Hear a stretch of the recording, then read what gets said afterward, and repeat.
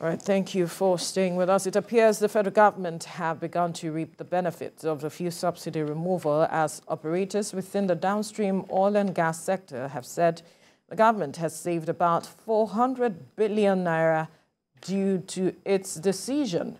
Recall that on May the 29th, President Bola Tinubu, during his inauguration speech, announced the removal of fuel subsidy, which caused confusion as many Nigerians were seen on queues in filling stations with the price of fuel rising by almost 300%, which caused on a rippling effect on transportation, food price, amongst others.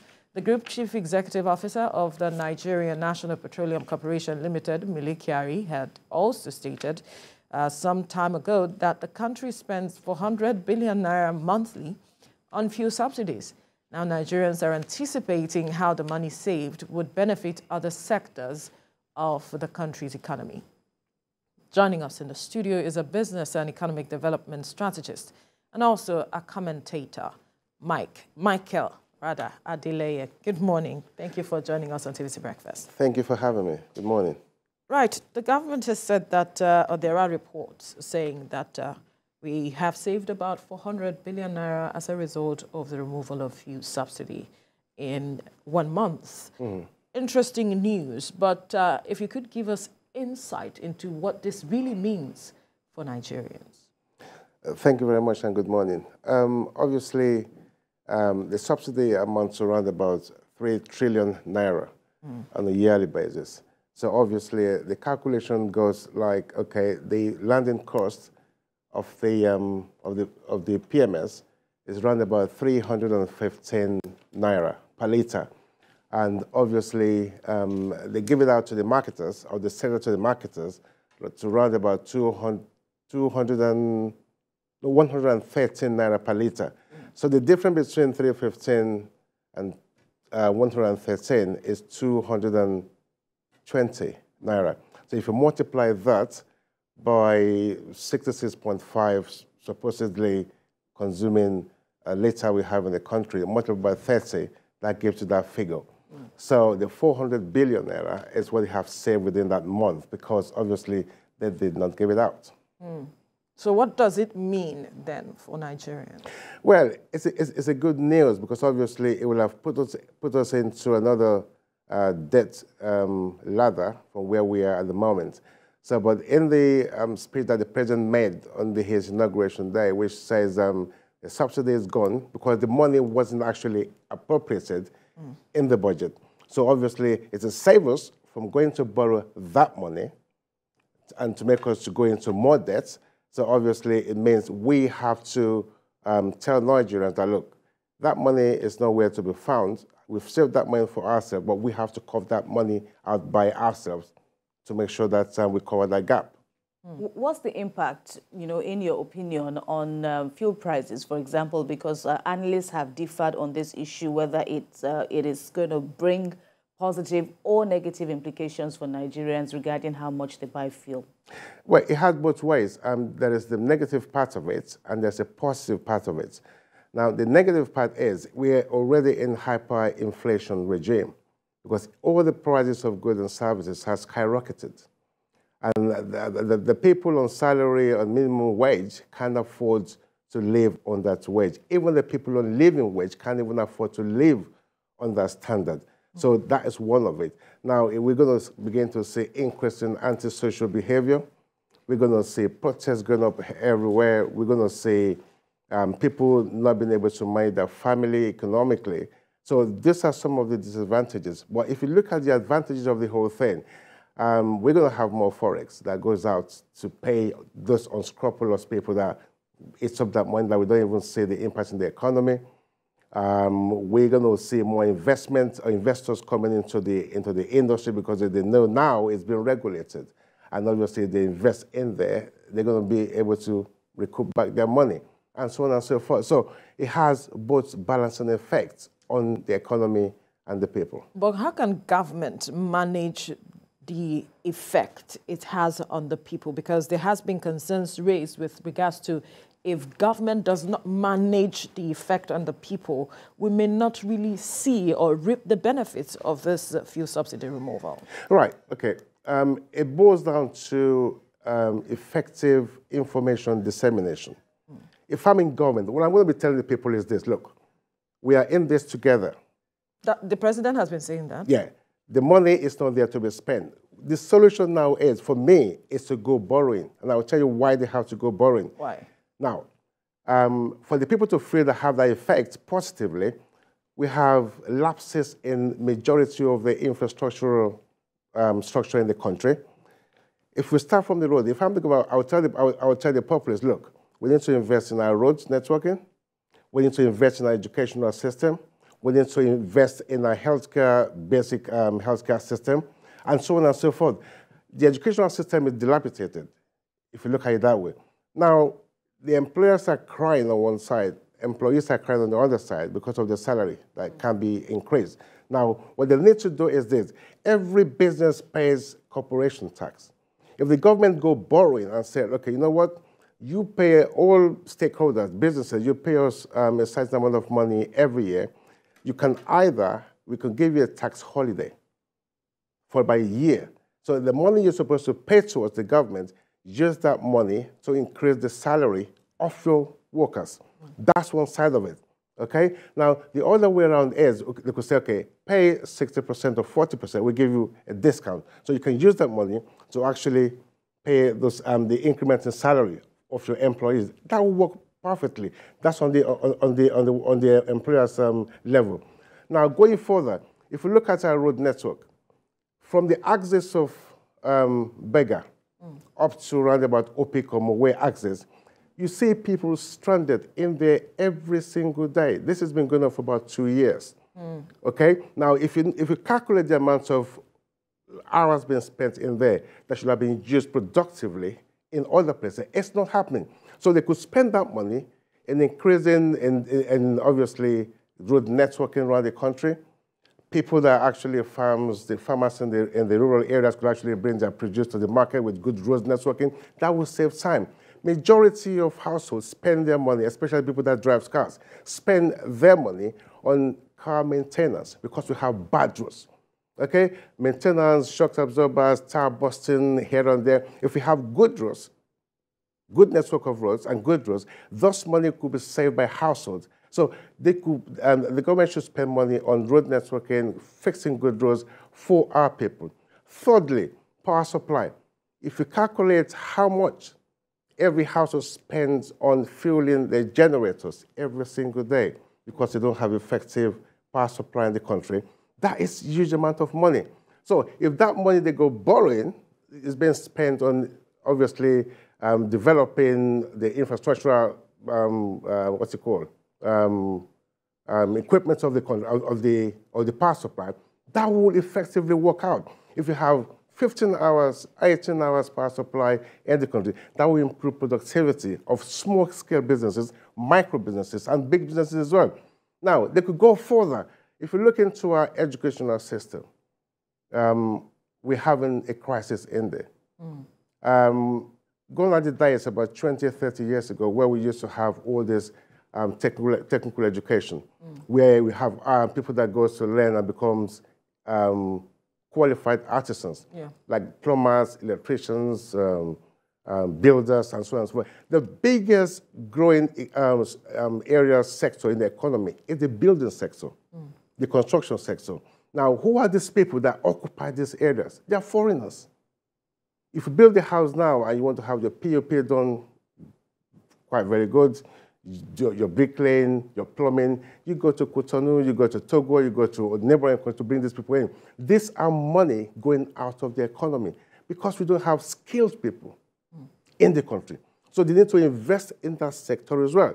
Our basic health system, the same thing. So if you borrow the money and explain to the people that, like, if we're going to borrow this money, we are in this together, but we're going to spend this money. After the first 1 year, the National Bureau of Statistics comes out and tells us what the money has been spent on. So you can actually see the ripple effect of that money they're going to borrow.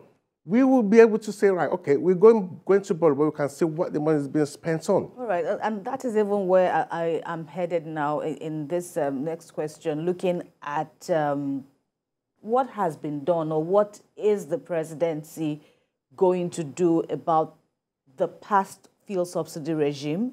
What do you think the president should do?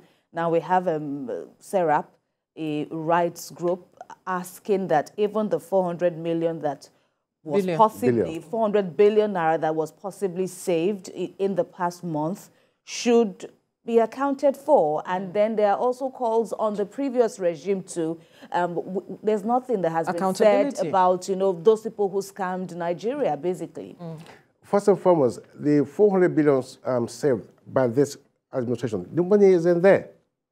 They don't have the money in the first place. It's just saying we would have spent this money, assuming it was or it is in the current budget. But you recall Mele Kyari had said, February or thereabouts, he had said that the difference that you earlier highlighted, the 200 and something naira, that if the difference, yeah. Yes, when you subtract it from what the government is paying, that would save Nigeria, you know, this much, 400 billion at the least. So if no subsidies were paid in June, for example, isn't it required that the federal government should also need to, you know, tell Nigerians what that money will be used for or has been used for? Yeah, I've just highlighted some of the things that the money should be used for, but let's go to your first question. The past administration, I think there's a lot of corruption that goes in there, because, put it this way, 3 trillion naira every year the government has in the budget that they spend on subsidy. The people that they said they pay the money to, the NNPC Limited, said they have no penny. Yeah. They didn't pay them. So who are the people that they pay the money to? What was the money being used for? Because we didn't even say the PMS that they actually paid the money for. So that's corruption number one. The government should go after all the people that were behind this scam. Because if NNPC has gotten the money, it's a different ballgame. The NNPC said they haven't been received any penny. They just say the figures. They are the one actually paying out those money. But the question is, how is it possible that they didn't receive any penny and just sat there without ensuring that they did something? Don't forget, NNPC are the major seller of these products. So the money comes into them. So the proceeds of what they've sold out is what they use in funding those subsidy. Whereas the governments have that budget, they get the money, claiming they pay it out to someone. The money should have been paid to NNPC, but they didn't pay the money to NNPC. The money went out to some unscrupulous people who should be traced and prosecuted to find out what's happened to that money.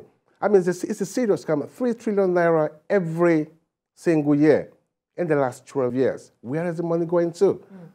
The people that you're meant to pay, NNPC Limited, they didn't get the money. So there's a huge corruption gap in there that the government, of this current government, needs to look into. If the government paid the money to someone, or if someone paid money to someone, who are we supposed to hold in this scenario now that you have just spent it? Always there's a middleman. Someone that pays money to someone, that person is meant to pay the money to the owner of the products, and the owner of the product didn't get any money. So the middleman is actually the one that's actually siphoning the money in conjunction with the person that pays the money to him. Who is the person? That's government now. The government. So it boils back to government investigating itself. Absolutely. Right. So the current government should go back to investigate their predecessor. Where are all this money? Who did they pay the money to? Right. And speaking about investigation, accountability, and the likes, how well do you think INEC has, you know, dealt with this issue of fuel subsidy? There's been, you know, also spotlights on INEC in their remittances. You know, there's been so many controversies regarding NNPC, I should say. But in your opinion, how well do you think NNPC has fared in the issue of, you know, management of fuel subsidies and, you know, all the like moving forward? What do you want to see? You know, like people say, there is no smoke without a fire. Absolutely. So obviously, the NNPC had the question to answer as well. You can't keep giving out the national treasure to some people and you're not being paid for it, and you kept quiet. Although they did claim in their responses that they've been calling and been speaking to the national budget and finance, but nothing happened. So why didn't you cry out? You are a singular entity, and you're giving us huge products on a daily basis, and they're supposed to pay you for those services. They didn't pay you, and you kept on doing it. So obviously, there is something in there between them that they actually have to find out. So the NNPC Limited are culpable as well. Right. Now, there's the matter of turning now to compressed natural gas. Yeah. 2021, the CNG, yes. Yeah. So a 2021 report says that if we turn our attention now to the use of compressed natural gas, it can save Nigeria about 3 trillion naira every year. Yeah. And I'm wondering the campaigns. We had the plans at some point to ensure that we convert about 2 million vehicles or so for the use of compressed natural gas, and we didn't see much being done now, but we are beginning to hear some noise about returning our attention to the use of compressed natural gas. How viable do you see that becoming? Do we have the structures in place? There's also the matter of the kit needed for this conversion being quite expensive. Talk to us with regards to this. Thank you very much. You see, the point is that we're very good in this country at starting a project. The continuity and the maintenance of such huge projects is usually the problem that we have in this country, especially our government. Now, if you go to other clients who actually function on those facilities, it is not a child's play. If we're talking about CNG, it entails a lot of, it's a huge process. I mean, you have to get the structures in place in the first place. Do we have the power to power those facilities in the first place? What is the cost that is going to cost every household or every vehicle to have that kit installed on his or her car? Which areas are you going to be able to fix those things? Because it's like electric cars. If you go to EU or to the UK, you find every point signposted whereby you could park and then plug in your car, get it charged, and you move. We can't even fix our roads properly in this country. We can't even get things done right properly. You see all this motorway, George carriageway. They spend billions of naira, construct those roads. That will be the end of it. Nobody comes here to maintain them. Nobody comes here to sweep them. A road will be constructed today. When you get there the next month, it's all piled up with dust, with sand and everything. They don't clean them. What tells you that when those facilities are being put into place, they'll be well maintained and be well looked after? Those are your concerns. Those are my concerns. You see, we love to speak about good things to happen, but we don't have a system whereby we have an institution or an agency in place that actually ensure that all these things, the moment after they've been constructed and been laid down, that there's some agency that looks after them and actually ensure that they're being managed properly. That is, I'm very concerned about it because we talk about it, but have you seen anything on our roads, on our streets, in our community whereby those facilities are being brought up? No. Well, in addition to your concerns, do you see the CNG possibility as a low-hanging fruit at this time? It is a possibility if we have it and we get it right. It is, because it will save us a lot of money. We're talking about CNG, we're talking about LPG. I mean, those are the things that we have to go into, still using the fossil fuel. But if we don't have an agency or a ministry that is fully in charge of maintenance, upgrading, and so on and so forth, we can't go into it. And we need to talk about health and safety as well. That is a concern to me. Because if anything happens, an ordinary fuel tanker falls on our road, you have scores dead. You have cars burnt. You have properties being destroyed. They can't even maintain them. You can't even quell the fire. So when gas explodes, the amounts and the momentum of that explosion, the damage could be magnanimous. You can't, don't let's talk about it now. Let's find the structure in place first. And they begin to bring the awareness to the public, how they're going to maintain it, how they're going to be worked on, and so on and so forth, before we can begin to put them in place. But marketers are saying that, some marketers are saying that they are ready to kickstart the business. Anybody could say anything. It's all about money. It's all about making money. But we don't have the laid-down procedure in place before. Let's talk about it first. Bring the awareness into the public domain. Let's begin to talk about it. Let there be conversation about it. So people that have the expertise will come up and begin to tell us how to do them. We can't just say, yeah, we're going to go into it now, and obviously some ramshackle company comes in and begin to put some things into place that won't function effectively. Trust is also an issue. And what are your concerns, or what do you think the government should do more? It's been calling for sacrifices by everyone and communicating as such. But what more do you think the government can do in terms of, bridging the existing gap that we see between the governed and the government? In 1 minute, because of time. Yeah. Information dissemination. Unlike their predecessors, who doesn't give us that effective information. If we want to do anything, and the government actually comes to the public and says, right, this is what we want to do, A, B, C, 1, 2, 3, and you follow it up, then obviously we will follow the government. But in this, what we are in now, we are all in it. We need to roll up our sleeves and begin to work with the government to make it happen. But they need to give us that information for us to follow them. All right. That's a fine place to leave the conversation. We must thank you, business and economic development strategist and commentator Michael Adeleye. Thank you very much for having me. Thank you.